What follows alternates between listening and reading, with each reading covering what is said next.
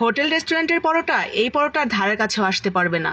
নরম তুলতুলে অসংখ্য লেয়ার। সকালবেলা বানালে সন্ধ্যাও দেখবেন ঠিক এরকম নরমই থাকবে। অসংখ্য লেয়ার নরম তুলতুলে এই পরোটা গরম গরম দুধ চায়ে ডুবিয়ে অথবা গরুর গোশত কালাভুনা যেটা দিয়েই খান না কেন একেবারে আত্মা পরাণ জুড়িয়ে যাবে। অসম্ভব মজার এই পরোটা যে কখনো পরোটা খায়নি বা একটা পরোটা খেয়ে উঠে চলে যায় সেও 2-3টা পরোটা খেয়ে ফেলবে, এতটাই মজাদার হয় এভাবে পরোটা বানালে।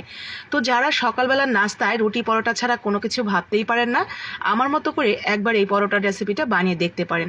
আশা করি ভালো লাগবে আপনার কাছে। তো প্রথমেই একদম ফুটন্ত গরম পানি আমি এখানে 1 কাপ পরিমাণ নিয়েছি, স্বাদ মতো লবণ, আর 1 চামচের থেকে একটু বেশি দিয়েছি চিনি। চিনিটা অবশ্যই দিবেন, এতে নরম তুলতুলে রাখতেও সাহায্য করবে, এছাড়া খেতেও কিন্তু অনেক ভালো লাগবে। তো এরপরে সামান্য একটু রান্নার তেল দিয়ে ভালো করে চিনিটা গুলে গেলে আমরা এখানে দিয়ে দিব পরিমাণ মতো ময়দা।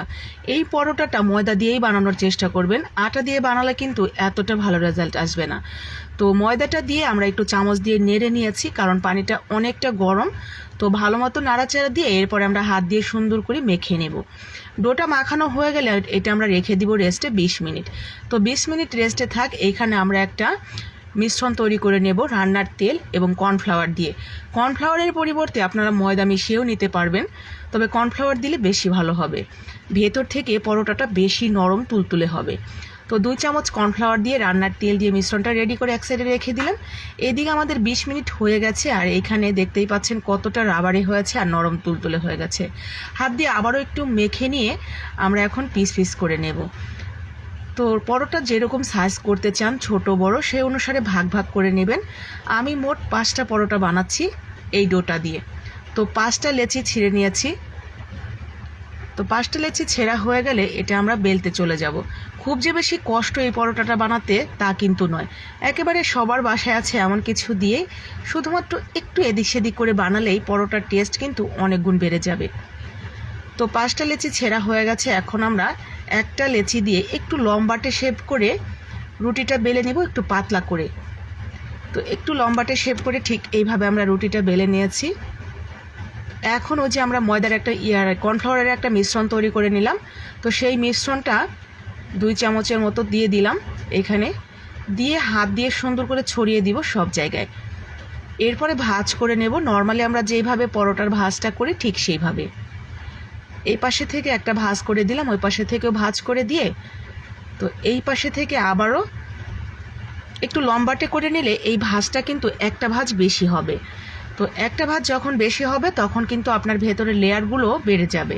তো এর জন্য একটু লম্বা করে বেলে নেবেন, এতে করে 2টা ভাঁজ দিতে পারবেন।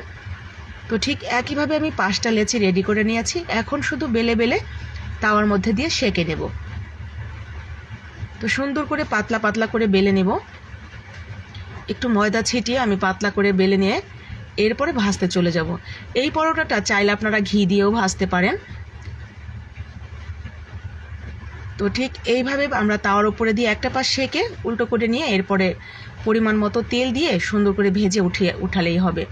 পরোটা ভাজার সময় খুব বেশি কম আঁচে যদি ভাজেন তাহলে কিন্তু অতিরিক্ত মচমচে হয়ে যায়। তো অনেকে আছে একদম মচমচা পরোটা খেতে পছন্দ করে, তো যারা মচমচা পরোটা খাবেন তারা একটু লো আঁচে সময় নিয়ে ভেজে নেবেন, তাহলে এই উপরের দিকটা ভীষণ মচমচে হবে, ভেতরে থাকবে নরম। আর যারা উপর থেকেই নরম তুলতুলে খেতে চান তারা একটু আঁচ বাড়িয়ে দ্রুত ভেজে নেবেন, তাহলেই হয়ে যাবে নরম তুলতুলে অসংখ্য লেয়ার সুন্দর একটি পরোটা। এই পরোটাটা নর্মালি যেভাবে আমরা বাসায় পরোটা তৈরি করি তার থেকে অনেকটা বেশি মজার এবং সুস্বাদু হয়। আর তার থেকে বড় কথা, এটা আপনি সকালবেলাও যদি বানান সন্ধ্যাও যদি থাকে এইরকম নরম তুলতুলেই থাকবে। এখন এই নরম তুলতুলে অসম্ভব মজার পরোটাটা আপনি খাবেন গরম চায়ে ডুবিয়ে অথবা গরুর গোশত অথবা ডিম দিয়ে, যেভাবেই খান না কেন একেবারে পরাণ ভরে তৃপ্তি সহকারে খেতে পারবেন।